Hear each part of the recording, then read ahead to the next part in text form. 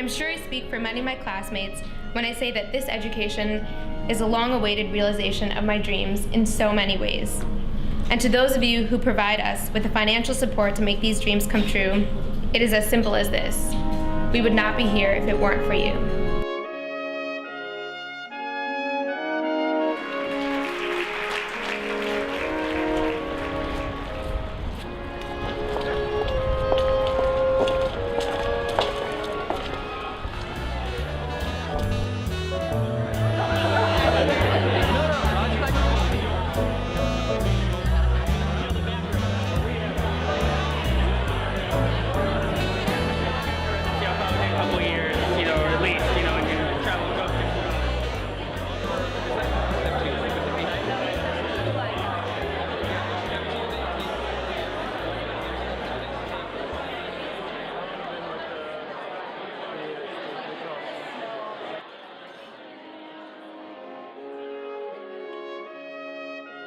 When I first laid eyes on Mr. G, an 88-year-old man of Italian descent with large glasses and a small smile, I knew he was a special man. He spoke with no hesitancy or shyness and insisted on as much self-sufficiency as he could muster with his walker. He kindly welcomed me into his organized apartment, showing me his unassuming living space with its piles of worn books, boxes of stamp collections, and framed photos of his family members. From the outside, Mr. G and I were quite a mismatched pair, separated by our religions, ethnicities, genders, and generations. Yet Mr. G's story is now a significant part of my own through medical school. I will never forget the circumstances in my Alpert Medical School education that brought two people of such different backgrounds together, just momentarily, to forge such a unique relationship and pass on a beautiful legacy. The first 2 years of medical school feel a little bit like a blur right now. But I do really distinctly remember the donor dinner from last year. And a few weeks before the event, I got an email inquiring specifically about my attendance because my donors would be there and it would be a wonderful opportunity for me to meet them. And I thought, donors?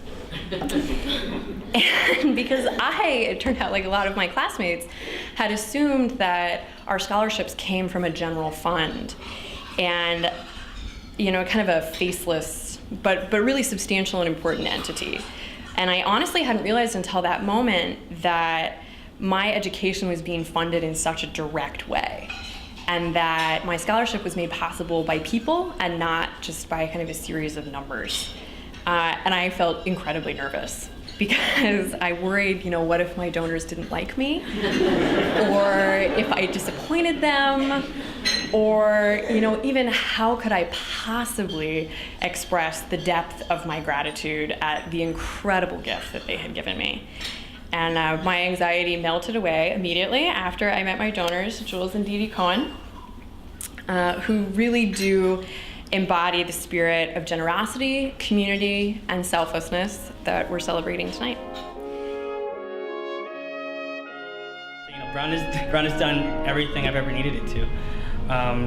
Brown has believed in me, trusted in my heart and in my passions, my dreams, and has allowed me to kind of go wherever I feel like I need to go, and make me the person that I want to be, and ultimately, a good person. That's the chief importance to me, and that's the magnificence of scholarship and giving. It is faithful and benevolent benefaction to empower another. I owe much of my current state to the generosity of such people like the DePrates and others throughout the Brown community, and I really work hard because of that to give up myself and propagate that goodness and keep it going. Your contributions will never be forgotten. On the contrary, they will be cherished for as long as the people you've helped live. In giving, you become part of the tapestry that is another spirit, and a part of the luminous potential that spirit has.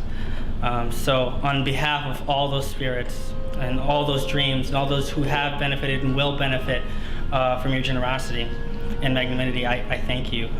And I hope to join you all in what I consider one of the noblest of assemblies one day. Thank you. I hope hope you get the sense of how special Brown is and how special the students are and how special the donors you are, because you're providing a legacy which will last for really generations through our students and through your support for them. So thank you very, very much.